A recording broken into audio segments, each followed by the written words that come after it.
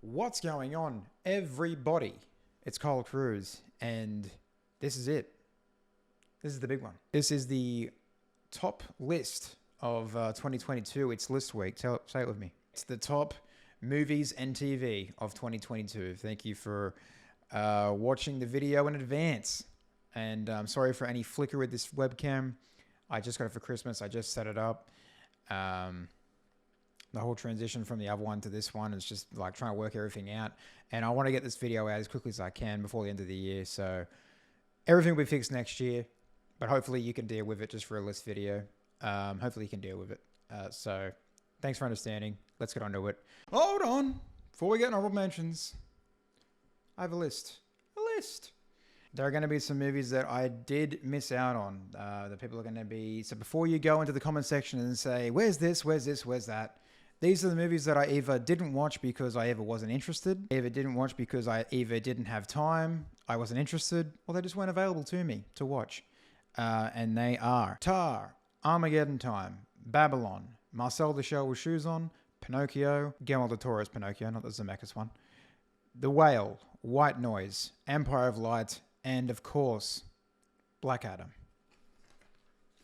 Now we can get on to honorable mentions. Starting off with Pleasure, a cracker of a directorial debut and the most deeply uncomfortable I have been in a movie in some time. There's a certain scene, everyone knows what it is. Whoa. If Severance was my favorite TV sci-fi of the year, my favorite movie sci-fi was After Yang. Cha Cha Real Smooth, I Love My Dad. That's the film's title. Emily the Criminal, Bodies, Bodies, Bodies, Barbarian, X and Pearl, Triangle of Sadness, Glass Onion, and The Fabelmans. Those are my honorable mentions for 2022. So unfortunately, some of them just missed the cut. The Fabelmans was so close. It was trying to get in there, but then I was like, I'm sorry, but I like this one more. I still love The Fabelmans though. I still love these movies, but this top 10, man, it fought long and it fought hard. And here we are, the top 10 of 2022. We're starting with number 10. My number 10 is Top Gun Maverick, a movie that I was not excited for in the slightest. When I saw the poster, I was like, okay, they're making another Top Gun like 20 or so years later. I don't even like the first one. I'm not really a fan of the first one. I don't really think I'll get anything out of it anyway. But then I saw the trailer and I was like, oh, okay. And then the film came out and people were raving about it. Well, shit, I guess I better see this thing then. This is the best cinema experience I had all year. It was just phenomenal how innovative and exciting the filmmaking was in Top Gun Maverick. The performances as well. Like, I really liked the performances. Glenn Powell, of course, Tom Cruise is going to give a cracker of performance. Glenn Powell, though, Miles Teller, fucking Val Kilmer as well. And it's a simple story, but sometimes a simple story works when a lot of effort is put into it and it's executed really well. And that's what Top Gun Maverick was for me. I watched it on a biggest screen possible, Dolby Atmos sound, and I did not regret a single fucking second or a dollar I spent on the ticket for that. Holy shit, what a movie. I can't wait to watch it again. I've seen it twice now. I can't wait to watch it again.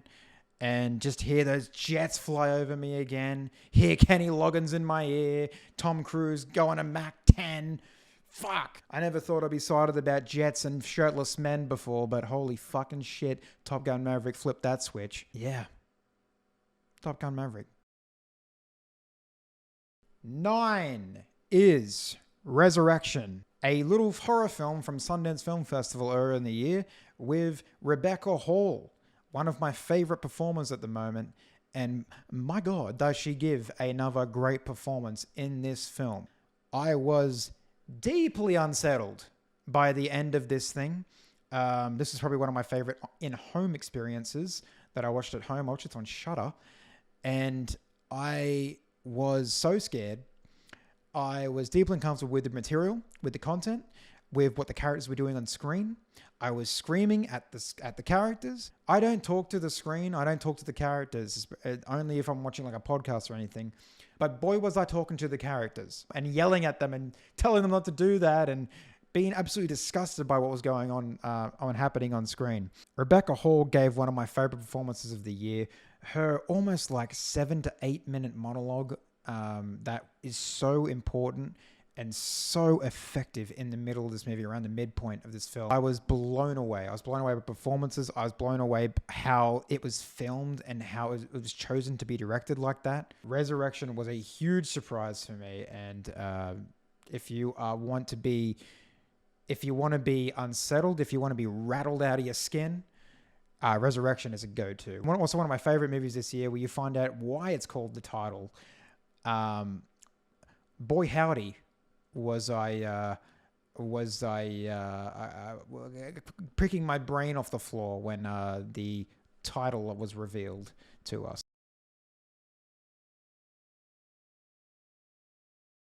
8 is Vengeance. Is the Batman. Sorry about that. Never doing that again. Eight's the Batman. I absolutely love this movie.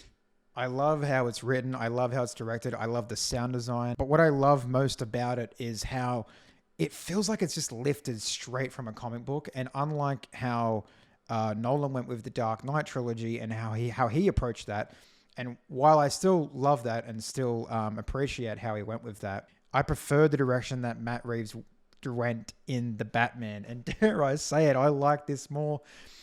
I like this more than The Dark Knight. I love Pattinson. I love Zoe Kravitz as Selena Kyle, Catwoman. I love Colin Farrell as the Penguin. My God, what a performance.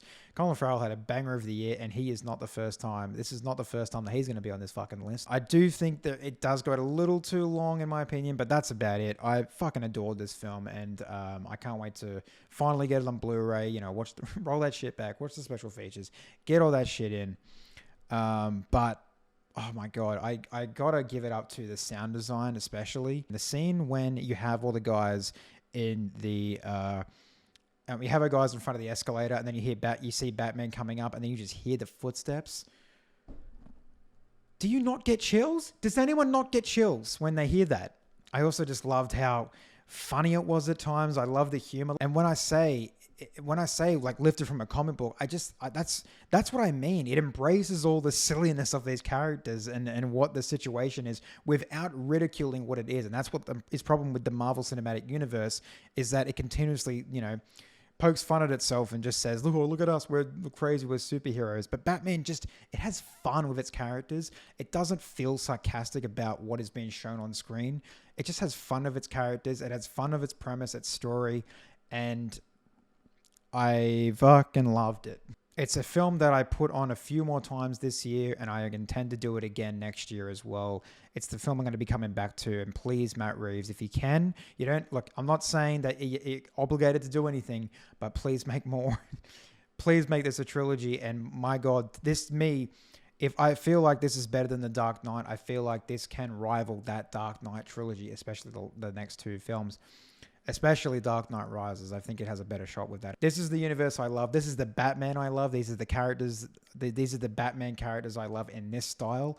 And please give me more. I'm so fucking hot. Jesus Christ. I'm so fucking hot. I'm fucking sweating. Number 7 is The Menu. A razor sharp script, razor sharp performances from Ray Fiennes, Anya Taylor-Joy, and Nicholas Hoult. Fucking hilarious movie as well. Like dark. I love myself a dark comedy. I love how it's directed by Mark Malloy of Succession fame. And so tight, so satisfying, so funny, so horrific at times as well. But man, I had a fucking ball with this one. It made me want to watch more cooking shows and Chef's Table, and that's exactly what I did. Unfortunately, I hadn't been able to watch The Menu again, but boy, when that comes out on video on demand, or when that Blu-ray comes out, I'll be snatching that shit up. One of the funniest movies of the year, but also I think one of the best screenplays of the year as well. 6 is Bones and All, Luca Guadagnino's adaptation of the book. Luca Guadagnino, as you know, did Call Me By Your Name, and the show that not many people watched, I thought was really good. We Are Who We Are. I really enjoyed that show, but not a lot of people tuned in. I haven't read the book Bones and All, but I just love how Guadagnino approached the story and approached these characters, because it feels like he did something much different than what happened in the book. And the performances from Taylor Russell and Timothée Chalamet are two of the best of the year, in my opinion. Mark Rylance as well gives one of the most creepiest performances I've ever fucking seen in a film. The sound design is fucking gross, but as I said to a friend of mine, and I think I said this on the podcast as well, I've never been so turned on by blood around someone's mouth before. And I think given the context, that's what it like worked. That's where it worked mostly for me in that context. But I was just blown away by this movie. I love the tenderness and the fragility of these characters, the vulnerability of these characters, and what could happen at any certain moment. And Trent Reznor and Atticus Ross score is not getting enough recognition, and I'm mad about it. This doesn't get recognized at the Oscars. I don't know what the fuck they're doing, but this is one of the best scores of the year. Perfectly complements the film and its characters. Everything, again, just comes together. It might feel overlong, but I enjoyed every single minute of the bones and all, even all the gross shit, even all the cannibal stuff, because it's much more than that, man. It's much more than what says on the tin. There's so much under the surface of this film and finding out about these characters and their journeys. It's also just a great road trip movie. Fucking love this gross, fucking beautiful shit. 5 is Decision to Leave. Another one that I fought with its spots on the list and where it would go. It was kind of like it was a number 2 at one point. It was at number 1 at one point, actually. Came down to number 2, then at number 3, and finally it slipped to the number 5 position. But that does not mean it is any less than what I am putting it as in this list, because this film is just one of, again, like that's why it's here, number 5. It's one of the best films of the year. It's one of the best directed films of the year. There are so many ways to show a detective story, and Park Chan-wook, it's like he found a new way to tell this classic tale of like a noir. I mean, it's not a new tale, this kind of like forbidden romance kind of thing, but the way Park Chan-wook presents this on film and how much fun he has with it in terms of directing and using all the tools in his belt, it's almost like he found a new way to make this type of movie. And that's what happened here with Decision to Leave. Not only do you take away a lot of meaning away from the film, it's so damn fucking entertaining for a 2.5 hour film, detective noir flick. And who better to helm something like this than Park Chan-wook? I was exploring most of his filmography last year and getting more into his movies. I don't know where this stands in terms of like ranking Park Chan-wook, and I don't really want to think about ranking Park Chan-wook because I think everything that man does is just fucking amazing and phenomenal. But Decision to Leave's up there for me. I think it's a very romantic movie as well, and really works in terms of how in love these characters are with each other, and and given the context of how dangerous this is for both of these characters. Danger is hot. That's what I'm saying. Danger is hot, and Decision to Leave has more of that. Has that and so much more in spades. There's so much more to pick from this film in terms of how you interpret it and how you analyze it, and I can't wait to watch it a third time to have a whole different experience with the film and maybe pick up on some more things that I left out, that I didn't pick out on the first or the second watch of this film. One of the best of the year, one of the best directed films of the year. If I don't see Park Chan-wook in the directing fucking category, I didn't see Park Chan-wook in the directing category as the Golden Globes. He fucking better be in the Oscar nominations or I'm going to riot. But it's a film where you just see Park Chan-wook behind there. You see his stamp. You see how much fun he is having with this film. And my God, it's so inspiring. If you give yourself the time and the ability to let it be this much fun, man, you have to at least try. Number 4 is Nope. Jordan Peele somehow outdid himself once again. Even though a lot of people were not really a fan of Us, I particularly did like Us and like what he did with the film.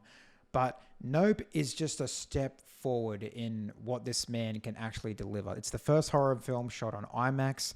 The night to day scenes are fucking revolutionary. They look absolutely phenomenal. Nope is here because Peele to me is one of my favorite filmmakers. Not only is he inspiring as a director, very inspiring as a writer as well. But what I saw here, and as well as Get Out and Us, I saw his directing here and how he chooses to show certain elements in this film where if he wants to show people getting swallowed up by something, which I'm not going to spoil, or wants to show a certain moment, or if you're going to pull back on that. I love the screenplay. I love how the B plot is so perfectly interwoven into the screenplay as well. It's one of the best of the year. And he just continues to inspire me as a filmmaker, as a writer, as a director. He continues to inspire me. He just keeps going beyond, and he's 3 for 3. And what I love about Peele's films is how much it invites you to rewatch them. And every single one of his movies have done that for me, especially with Get Out and especially now with Nope. I've now seen this 4 times, and I just want to watch it again, man.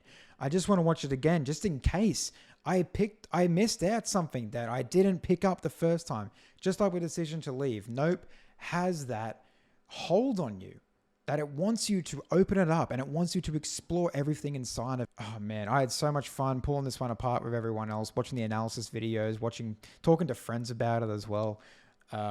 Just absolutely phenomenal. Peele is goddamn 3 for fucking 3. I think I like this as much as Get Out. I don't know. I have to rewatch Get Out again to fully get a clear standing of where I'm going to be with these films, but Nope is damn close, and it definitely could be my favorite of Peele's. 3 is the one movie that I went on Instagram for. I talked about a lot. I watched it many times. I had one of the best cinema experiences with. I had so much fun unpacking and so much fun just being so enamored with its imagination and its creativity and its humor, and how much fun it is having as a movie. It's the only movie on this list that I think could have been made by these particular guys in general. It's everything everywhere all at once. Everything I just said applies. Everything I just said. But not only that, the performances from Michelle Yeoh, Ki-Hu Kwan, Jamie Lee Curtis, Stephanie Sue was fucking amazing in this movie. I would love this movie to go all the way to the Best Picture. I find more things to watch. I find more things to love about every single time I watch it. It's inspiring. And most of all, it's so goddamn fun to watch. I not only love how the creativity, how everything is done, but I love the story. I love the heart behind it and the message about family. And and my God, some of the best visual effects all year. And the fact that was done by 5 guys over Zoom in fucking After Effects. It's just fucking insane. The Daniels to me are this pillar now of follow your dream, follow your vision, and fucking go with it. Do not compromise it for anybody, and just make what you want to make, man. Suitably watched it 3 times. It's number 3 on this list. It did battle hard, but we got 2 more that were just a little bit better, in my opinion, that I got more out of. And let's start with number 2. Number 2 is the Banshees of Inisherin. Yeah. I went through a lot this year, and one of the things that I have gone through a lot in over the past 5 or 6 years are friendship breakups. And this movie resonated with me a lot and hit me so hard in the feels that I couldn't find my heart. I was looking at way forward. I couldn't find my heart. I couldn't find it. And then I was crying. But then I was laughing, and then I was crying again. What a masterclass in tone control this fucking movie is. As much as I love In Bruges, I think this handles the tone control much better. And look, In Bruges still is my favorite Mark McDonagh film, but the Banshees of Inisherin comes so goddamn close. It's insane. My God, some of the best photography I've seen all year. Give that location scout a fucking medal. Holy shit. Where do they find that? Where did they find the location for this movie? There's not much to say in terms of my feelings about the Banshees of Inisherin. I personally just resonated with it a lot. I resonated with its themes, with what it was trying to say, its message, and its whole core value of the film. I've watched it twice now. I can't wait to watch it again, have a little Mark McDonagh marathon and watch all of them again. And I once again cannot wait to laugh, cry, gasp, and think and ponder after my 3rd rewatch of The Banshees of Inisherin. That's my number 2, but let's get on to the film that hit me the most, that made me cry, that made me think about life, that hit me at the right moment in my life, I think, and the right moment in this year. And everything just exploded when I watched.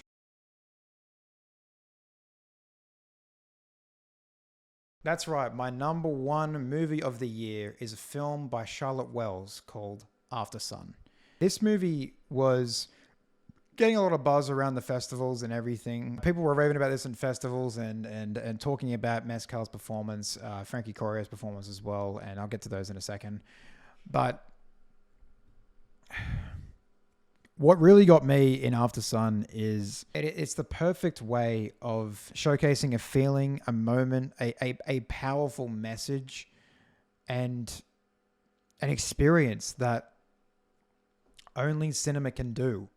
And that's what Aftersun did for me. It's such a simple story, but the way it's executed and the way it's presented to you, it makes it so much better. And what better way to explore a father's and daughter's relationship than through memories, through a video, through a holiday, one single holiday. I reminisce sometimes about the family holidays that I used to go on, and my family might not be the same as what it was back then, but I still reminisce on the family holidays that we used to go on, and how I look at those now in a different light.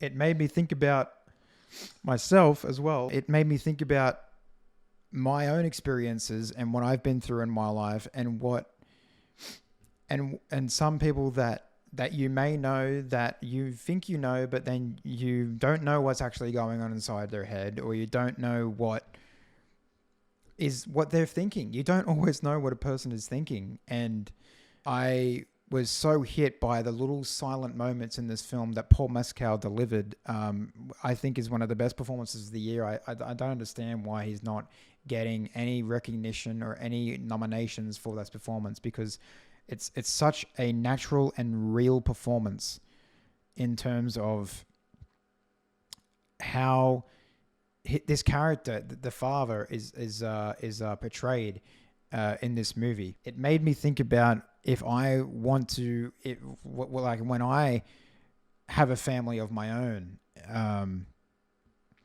and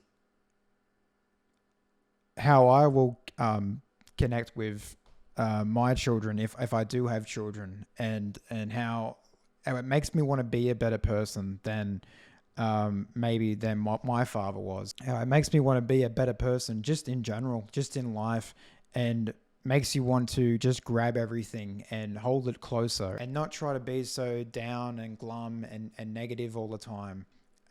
Instead of having, when I eventually do pass, instead of having one moment or a couple moments that people can look on, it's all these other moments instead of just this one particular experience or memory that they have that they can reminisce on. Or if someone that I know does pass, that I can look back on more memories with them instead of just one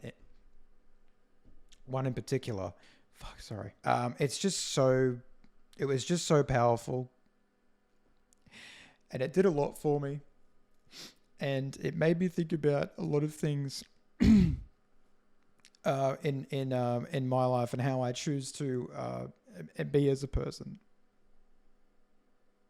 And I think that's why the film is the number one of the year. When a film moves me in that way, and hits me like that,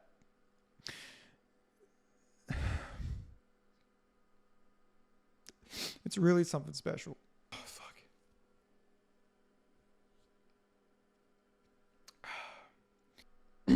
Sorry, excuse me. Frankie Corio's performance, Paul Mescal's performance, Charlotte Wells' directing. I really want to see more from Charlotte Wells. I don't know why she's not even getting mentioned or nominated or anything in the director's circle, because this is also one of the best directed films of the year, because the vision that she went with, the way she decided to show how this character is remembering her father, remembering her family, it was just so damn effective. And it fucking, as you can see, in present form, it broke me, and it continues to break me to this day.